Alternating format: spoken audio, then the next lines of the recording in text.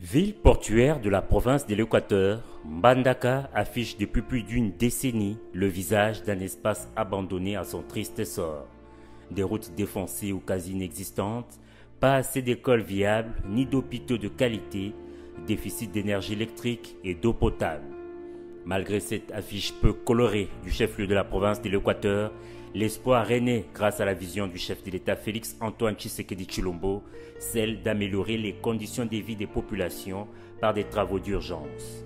Le tronçon Mbandaka-Bikoro est présentement praticable. Nous avons déjà stabilisé sur les 3500 mètres qui étaient prévus. Nous avons asphalté jusqu'à 500 mètres par rapport à la carence des bitumes. Nous attendons juste à l'arrivée des bitumes pour asphalter encore les 3500 mètres qui étaient prévus. L'élan est amorcé dans cette ville en phase de retrouver ses marques et qui s'apprête aussi à accueillir pour la première fois le président de la République en visite officielle. Avant sa tournée dans cette région, une équipe de la cellule de communication de la présidence y a séjourné pour une double mission: faire un état des lieux des réalisations en cours et évaluer les différents travaux d'intérêt national. Tout est prioritaire ici. Et s'agissant du secteur de l'électricité, la SNEL propose la connexion de la ville au barrage d'Inga pour améliorer la fourniture de cette énergie. Bon, le problème à long terme, c'est la connexion à partir du barrage d'Inga.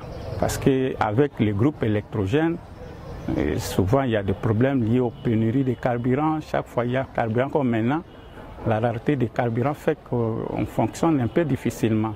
Mbandaka peut tout de même se targuer de disposer d'une piste d'atterrissage en bon état. Elle a été récemment réhabilitée et rééquipée du VOR, un système de positionnement radioélectrique utilisé en navigation aérienne. Il nous fallait les VOR. C'est là où je profite de l'occasion pour remercier le chef de l'État, Son Excellence M. Félix Antoine Tshisekedi Tshilombo, pour cet apport. Vraiment, nous lui disons grand merci. L'aéroport est viable, l'aéroport est visible aujourd'hui, il le ressuscite. À Bikoro, un des territoires de la province, les réalités sociales sont quasi les mêmes. Et cette entité souffre en plus des repères.